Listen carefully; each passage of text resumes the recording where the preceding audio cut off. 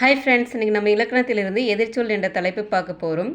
எதிர்ச்சொல் அப்படின்னு பார்த்தீங்கன்னா ஒரு வார்த்தையோடைய எதிர்ச்சொல்லை வந்து கேட்டிருக்காங்க. இப்போ பார்த்தீங்கன்னா மிசை என்பதன் எதிர்ச்சொல் என்னன்னு கேட்டிருக்காங்க. இந்த மிசை என்பதன் பொருள் நமக்கு தெரிஞ்சுதான் வந்து அதனுடைய எதிர்ச்சொல் நம்ம சொல்ல முடியும்.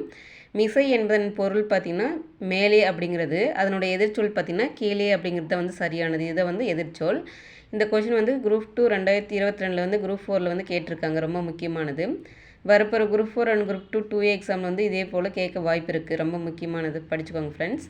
செங்கோல் என்பதன் எதிர்ச்சொல் என்னன்னு பார்த்தீங்கன்னா, செங்கோல் என்பது வந்து ஒரு அரசன் வந்து ஆட்சி நேர்மையாக வந்து ஆட்சி செய்கிறத வந்து செங்கோல்னு சொல்கிறோம். அதனுடைய எதிர்ச்சொல் பார்த்திங்கன்னா கொடுங்கோல் அப்படின்றத வந்து சரியானது.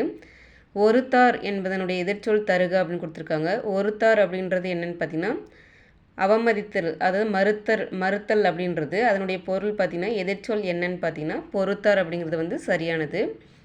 மேதை என்பதனுடைய சொல்லுடைய எதிர்ச்சொல் என்னன்னு கேட்டிருக்காங்க. மேதை அப்படின்ற பொருள் பார்த்திங்கன்னா அறிவாளி அப்படின்னு சொல்கிறது. இதனுடைய எதிர்ச்சொல் பார்த்திங்கன்னா பேதை அப்படிங்கிறது. பேதை என்பது என்ன? முட்டாள் அப்படிங்கிறது. பேதை, முட்டாள் அல்லது முட்டாள்னு சொல்லுவாங்க. அடுத்தது பார்த்திங்கன்னா நனந்தலை உலகம், இதனுடைய எதிர்ச்சொல் என்னன்னு கேட்டிருக்காங்க. இப்போ நனந்தலை உலகம் என்பதனுடைய பொருள் தெரிஞ்சால் தான் நம்ம வந்து எதிர்ச்சொல் எழுத முடியும். இதனுடைய பொருள் பார்த்திங்கன்னா அகன்ற உலகம் அப்படிங்கிறது. அதனுடைய எதிர்ச்சொல் என்னன்னு பார்த்திங்கன்னா சிறிய உலகம் அப்படிங்கிறது தான் வந்து சரியானது. இது வந்து 2022 குரூப் 4 வந்து கேட்ட கொஷின். எடுப்பு, இதனுடைய எதிர்ச்சொல் தருக அப்படின்னு கேட்டிருக்காங்க. எடுப்பு அப்படிங்கிறது வந்து என்னதுன்னா எடுத்தல் அப்படிங்கிறது. இதனுடைய எதிர்ச்சொல் பார்த்திங்கன்னா முடித்தல் அப்படிங்கிறது வந்து சரியானது. இது வந்து 2022 குரூப் 4 வந்து 2 கொஷின் கேட்ட கொஷின். ரெண்டும் வந்து ஒரே கொஷினில் வந்து கேட்டது. துவ்வா என்பதனுடைய எதிர்ச்சொல் கேட்டிருக்காங்க. துவ்வா என்பதனுடைய பொருள் என்னன்னு பார்த்தீங்கன்னா அனுபவித்தல் அப்படிங்கிறது. அதனுடைய எதிர்ச்சொல் பார்த்திங்கன்னா பறித்தல் அல்லது நீக்குதல், நீங்குதல் அப்படிங்கிறது வந்து சரியானது. அழுக்காறுடையான் அப்படிங்கிறது பார்த்திங்கன்னா என்ன பொருள் பார்த்திங்கன்னா அழுக்காறுடையான் என்பது வந்து பொறாமை உடையவன் அப்படிங்கிறது.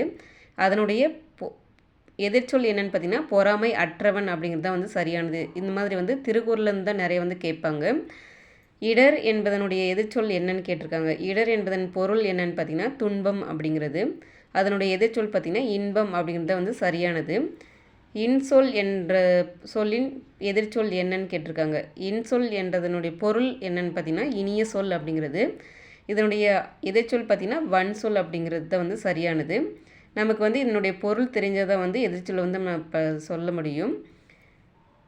உதித்த என்ற சொல்லிற்கு எதிர்ச்சொல் என்னன்னு கேட்டிருக்காங்க.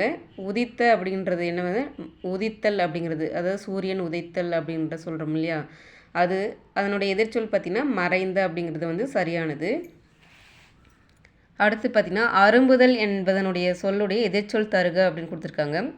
அரும்புதல் அப்படிங்கிறது என்னன்னு பார்த்திங்கன்னா வளர்தல் அப்படின்றது பொருள். அதனுடைய எதிர்ச்சொல் பார்த்திங்கன்னா மெலிதல், மெலிந்து போதல்ன்றது வந்து சரியானது. அனித்து என்பதோட சொல்லுடைய எதிர்ச்சொல்லை கண்டறிக அப்படின்னு கொடுத்துருக்காங்க. அனித்து என்பதனுடைய பொருள் பார்த்திங்கன்னா அருகில் அப்படிங்கிறது. அதனுடைய எதிர்ச்சொல் பார்த்திங்கன்னா தொலைவில் அப்படிங்கிறது தான் வந்து சரியானது. இந்த மாதிரி கேட்கலாம், ஒரு ஒன் வேர்டில் வந்து கேட்கலாம், அல்லது பொறுத்துக்களை வந்து 4 கொடுத்துட்டு இது சரியானது எது கண்டுபிடிச்சு எழுதுக அப்படின்னு கொடுக்குறதுக்கு வாய்ப்பு இருக்குது. ஒப்புரவு என்னுடைய சொல்லின் எதிர்ச்சொல் தருக அப்படின்னு சொல்லியிருக்காங்க. ஒப்புரவு என்பதனுடைய பொருள் என்னன்னு தெரிஞ்சதான் நம்ம வந்து ஆன்சர் எழுத முடியும். ஒப்புரவு என்பது வந்து என்னென்னு பார்த்திங்கன்னா உதவி செய்தல் அப்படிங்கிறது. அதனுடைய எதிர்ச்சொல் வந்து உதவாமை அப்படிங்கிறது தான் வந்து சரியானது எதிர்ச்சொல். கேண்மை இச்சொல்லின் எதிர்ச்சொல் என்னன்னு கேட்டிருக்காங்க. கேண்மை என்பதனுடைய பொருள் பார்த்திங்கன்னா நட்பு அப்படிங்கிறது. அந்த நட்புடைய எதிர்ச்சொல் பார்த்திங்கன்னா பகை அப்படிங்கிறது தான் வந்து சரியானது. நீண்ட வாழ்நிலம் புடைத்திட கிடந்த பல் நிமிர்ந்து கிடந்துடல் நிமிர்ந்து என்ற சொல்லின் எதிர்ச்சொல் என்னன்னு கேட்டிருக்காங்க. நிமிர்ந்து அப்படிங்கிறது வந்து நிமிர்ந்து நிற்றல் அப்படிங்கிறது. அதனுடைய எதிர்ச்சொல் பார்த்திங்கன்னா குனிந்து என்பது வளைந்து அப்படின்னு சொல்லலாம். இடும்பை என்பதன் எதிர்ச்சொல் கண்டறிக அப்படின்னு கொடுத்துருக்காங்க. இடும்பை அப்படிங்கிறது என்னன்னு பார்த்திங்கன்னா துன்பம் என்பது. இதனுடைய பொருள் பார்த்திங்கன்னா துன்பம் அப்படிங்கிறது. அதனுடைய எதிர்ச்சொல் பார்த்திங்கன்னா இன்பம் என்பது சரியானது. முடுகினன் என்ற சொல்லின் எதிர்ச்சொல் என்னன்னு கேட்டிருக்காங்க. முடுகினன் என்பதுன்னு பார்த்திங்கன்னா விரைவாக செலுத்துதல் அப்படின்றத வந்து சரியானது. இதனுடைய எதிர்ச்சொல் என்னன்னு கேட்டிருக்காங்க. நிறுத்தினான் அப்படிங்கிறது. இது முடுகினன் அப்படிங்கிறது என்னன்னு பார்த்திங்கன்னா விரைவாக செலுத்தினான் அப்படின்றது. அதனுடைய எதிர்ச்சொல் பார்த்திங்கன்னா நிறுத்தினான் அப்படிங்கிறது எதிர்ச்சொல். நொய்மை எதிர்ச்சொல் தருக அப்படின்னு சொல்லி கொடுத்துருக்காங்க. நொய்மை என்பதுன்னு பார்த்திங்கன்னா மென்மையை வந்து குறிக்கும்.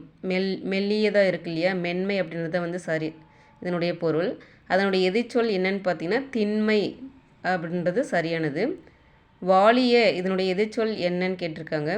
வாழிய அப்படின்றதுடைய பொருள் பார்த்திங்கன்னா வாழ்க அப்படிங்கிறது.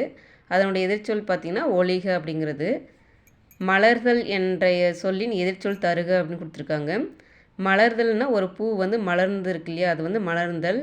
அதனுடைய எதிர்ச்சொல் பார்த்திங்கன்னா கூம்புதல் அப்படிங்கிறது. விரியாமல் அந்த மொட்டு மாதிரி இருக்கு இல்லையா, அதுதான் வந்து கூம்புதல் அப்படின்னு சொல்லுவாங்க.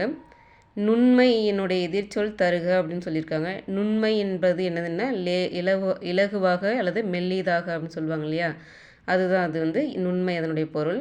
அதனுடைய எதிர்ச்சொல் பார்த்திங்கன்னா பருமை என்பது வந்து பெருத்து இருக்குது, பெரிய அளவில் இருக்கிறது தான் சொல்லியிருக்காங்க. இன்னாச்சொல் என்பதன் எதிர்ச்சொல் தருக அப்படின்னு கொடுத்துருக்காங்க. இன்னாச்சொல் என்பது என்னன்னு பார்த்திங்கன்னா இனிய சொல் இல்லாதது, அதாவது கசப்பான சொல் அப்படின்னு சொல்லுவாங்க இல்லையா, அதுதான் இதனுடைய பொருள். அதனுடைய எதிர்ச்சொல் என்ன சொல்லுன்னு கேட்டிருக்காங்க. இனிய சொல் என்பது வந்து சரியானது. அல் என்பதன் எதிர்ச்சொல் என்னன்னு கேட்டிருக்காங்க. அல் என்பதன் பொருள் பார்த்திங்கன்னா இரவு அப்படிங்கிறது. அதனுடைய எதிர்ச்சொல் என்னென்னா பகல் அப்படிங்கிறது வந்து சரியானது. கண்டிப்பாக இதிலிருந்து ஒரு கொஷின் வரப்போகிற குரூப் 4ல் கண்டிப்பாக கேட்பாங்க ஃப்ரெண்ட்ஸ், படிச்சுக்கோங்க. ரொம்ப முக்கியமானது. தேங்க்யூ.